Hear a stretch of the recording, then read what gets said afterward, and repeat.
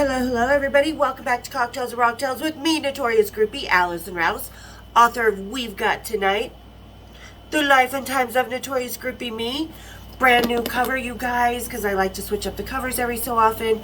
Link is down in the description where you can get my book, my merchandise, cocktail or beer of the day. So go down. Go down, down, down. You know how I like that. All right, guys. Thank you again, as always, for all the love, all the support, all the cool friendships, conversations, not just between me and you guys, but between you guys in the comments. You guys are so awesome. You rock. I so appreciate everything you do and that you bring to the channel and help it grow. Thank you, thank you, thank you, guys, as always. And today, we are going to finish up one of my earliest videos. I actually put the follow-up to this on Patreon last year, but something's come up. I got an email, and things were told to me that were whispered into their ear. So we are going to finish up the original vlog about Eric Carr from Kiss, and then we're going to go into a little more reality and truth about some things. All right, so we're going to do our little local proper Whispers of the Caspian Sea. It is, a smoked Helles lager with pineapple. Because, like I said, whispers are like the sea. They eventually washed ashore. And this one washed ashore in my emails on Facebook. So everybody, grab your whispers, kick up your feet. Let's have a little cocktail rocktail, shall we? Cheers, big ears. Ooh, let me get this poured. I haven't had this one yet. This is a new one by Proper. I love these guys, another local. You guys know how much I love my locals. All right, cheers, big ears. Let's see how it tastes with the smoky and the pineapple.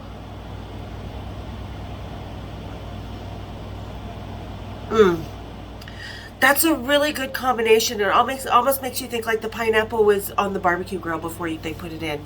So good, you guys. Awesome as always. Okay, so link to the previous vlog is also down in the description. This is about Eric Carr from Kiss.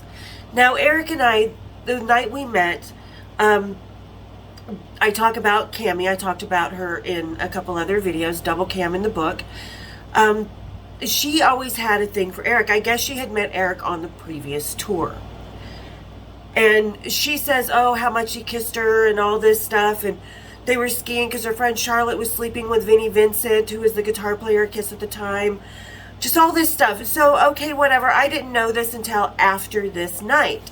Well, I had seen Cammie a couple of times backstage with Boucher, who Cammie was kind of like the wallflower hanger-on. She never really had a lot of relationships or anything at all. She was just kind of a wallflower and went home alone every night. So anyway, it was after the show. Like you guys know, if you watch the video first, you guys know I was with Eric. We go to the show, we're hanging out. Of course, where do we go after the show? We go to the hotel bar. So Eric and I go in the hotel bar. We make ourselves comfortable. You know, Gene Simmons is off our asses now. He's still pissed off that I'm with Eric, but I didn't know you knew her type of thing, because we made up a whole story. Anyway, so we go to the bar. I sit down. I said, I have to go to the ladies' room. I'll be back. Orders me, ask me what I want to drink. So I leave and I go to the bar, or to the bathroom. And as I'm leaving, behind me walks in Boucher with Cammie, because Boucher was with the guitar player. I think it was Mark St. John at the time.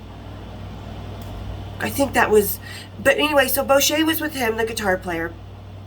Cammie, of course, she had this huge crush on Eric since she had met him with her friend Charlotte a couple years before. She was in love with him. I mean, just like a real sick and twisted, one-sided kind of, he never kissed her, he never had sex with her, they never exchanged phone numbers, nothing.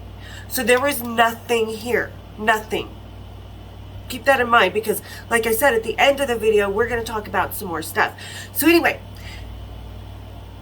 I leave, and I guess they go in behind me, and she goes to approach Eric, and I guess, and this is what Cammie told me later. I didn't know what was going on, but I only am telling you my side of the story, but hers as well, because this is what she, from her own mouth, told me later. So she went to approach him while Boucher went to go see her guy, and who was on the other side of the bar. And she went up to Eric and he said hi. Oh, yeah, sure, I remember you, whatever. And she wanted to sit down and have a drink. And he was like, no, but, not to be rude. He's like, I just want to be by myself tonight. Blah, blah, blah. Just letting her down easy, so, as he did. So she leaves, and as she's walking away, I'm coming back into the bar. And this is at Bentley's at the Marriott. So again, the link to that description, to that video, will be down in the description as well. So anyway, I know I'm going on and off subject because it is kind of twisted with Cammy. This is a whole twisted fucking story. You're gonna find out why. So anyway, as I'm walking back in, I happened to see Cammy, and like I said, we had seen each other before. We weren't friends yet. We had seen each other backstage, and I just walked by. I was like, oh hey. She's like, what are you doing? I'm like, oh, just gonna go hang out with Eric Carr. And I started to walk by her, and I kid you not, now Cammy is stocky and short. She's like 5'4", maybe 5'5". I'm 5'6", so I'm a couple inches taller than her. But she is stocky, and she's got huge ass boobies, like bigger than my head. She had a reduction since then, but anyway. So she's like, no, and she just grabs me like a fucking linebacker. I'm not even kidding. Just sort of grabs me, gets a shoulder into me on one side, because I'm going onto this side of her, and just pushes me back to the point where I'm like falling. I had to grab onto a table so I didn't fall backwards on my heels. And she's like, no, he wants to be alone tonight. So she's getting all territorial over a guy that she is only mentally in ever kissed or anything. Like physically, nothing has ever happened between them. They never dated, they never slept together, they never kissed, they never did anything. So she gets up and she like just pounds me, and I literally just kind of coughed out because it was that hard. And next thing I know, Eric is getting up from that bar and coming over like a son of a bitch. Like he was so pissed off. Big hair all bouncing in his little green khaki pants and stuff. So he comes over and he grabs Cammy by that same arm and to rip it off of me, and he just grabs it and he looks at her and goes, no. He's like, when I said I want to be alone, I meant with her. And just like grabbed my hand. He's like, are you okay? And I'm like, yeah, I'm fine. And he takes me over and we end up the night. Cammy, he has his production manager, who was in the bar at the time, go over and tell her, you better leave. You're not wanted here. So she just like skulked off alone. She was so pissed off. Like she walked out and knocked an ashtray off one of the tables, because you could smoke in bars back then. And she was just totally being a bitch, like pissed as hell. And that was the only other time that she saw Eric. Like that was the last time she ever even was in the same room as Eric. Right? So fast forward years, we become friends. We're hanging out. The whole time we're hanging out, she is bitching about how I stole her Eric and all this stuff, because I kept seeing Eric, and then he passed away. And like I said, that time in the bar was the only one of 2 times, the second and last time, she was in the bar with him. So we hang out, we become friends. She gets drunk one night and tries to kick my ass about Eric. I mean, she's carrying this mental bullshit in her head. Psycho, like, it's so made up, and she keeps telling herself this, and not just then, year after year after year after year after year. So we don't become friends. I stopped being friends with her. I'm like, fuck you. Not dealing with your goddamn crazy ass bullshit over a man jealousy over a man that doesn't give a fuck that you exist. So anyway, years later, John dies. I come back to Salt Lake City. I've got this 2-bedroom main floor of this house that I'm renting. It's a beautiful old Victorian house. 2-bedroom, 2-bath, nice, big, huge place. And we'd kind of run into each other. We're kind of talking. I'm like, okay, maybe she's changed, yada, yada, right? She's being kicked out of the house where she lives. Kicked out. Kicked the fuck out. I don't know why. It's with a female friend and her boyfriend. So she's being kicked out of this house. And she is desperate. So she calls me out of the blue. I didn't talk to her for like 3-4 months. And she's like, I really need a place to stay. And I was like, oh, fuck. I don't want anybody to be homeless. So I was like, all right, come. And I didn't want anybody. I didn't have a roommate. I haven't had a roommate for, more than a decade at this point. I mean, I'm 30-something years old. I haven't had a roommate in ages. So, and I really don't want one. But I told her, I said, you only have 2, maybe 3 months you could push it to live into my house. Oh, girl, 4 months later, I had to, like, legally have her kicked out. Like, 5 months later, even. Because I kept telling her, I said, you better, and I ended up moving to get her the fuck out. So, we end up, like, she hangs out with Dora, she comes back to me at shows and stuff, and then she gets pissed off because I kick her out, and she starts trashing me all over town. I block her on Facebook and stuff, blah, blah, blah. So, fast forward to about a week ago. Yeah, I know, this is twisted and long, and I keep going back and forth. But so, a week ago, I am on Facebook, I get a friend request, or somehow something from this guy, local bass player, musician. I'm like, cool. Accept the friend request, and he comes, sends me a private message, and he's like, hey. He's like, so nice to meet you. He's like, are you the woman with John Entwistle when he died? Because this girl that I used to date says she knows you. He's from Salt Lake City. So I put two and together. I'm like, who's this girl? 5 minutes later, oh my God, Cammie. It could only ever be Cammie, because everybody else that was part of our scene is out of here. Like Kristen's there. Well, Danny's here, but we spread a long time ago and then came back and forth. But so anyway, so it was only Cammie, and I was like, are you talking about Cammie? So he tells me how he dated her, was engaged to her and everything, and that how she used to tell him that she was engaged to Eric Carr. I was like, no, dude, no, she was never fucking engaged. She never even kissed him. I think she's told me he kissed her once when she first met him and they were skiing or something. But I don't believe that now, hearing what she told him, that she was engaged to Eric Carr. And then she proceeded, because she's told other people, like, about my 18th birthday with Blitz from Overkill turning 18. She told people it was her with Blitz.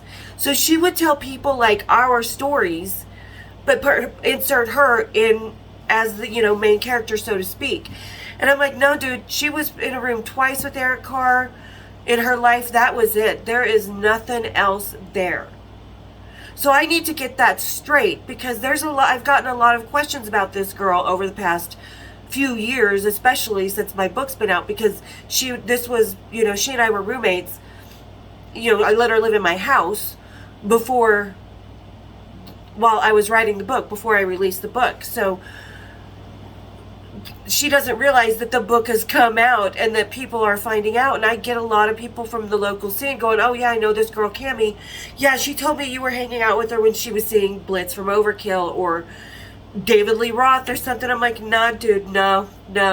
So, the only time Eric ever actually touched Cammie that I can assure you was when he ripped her arm off of me after she totally linebackered me across the bar.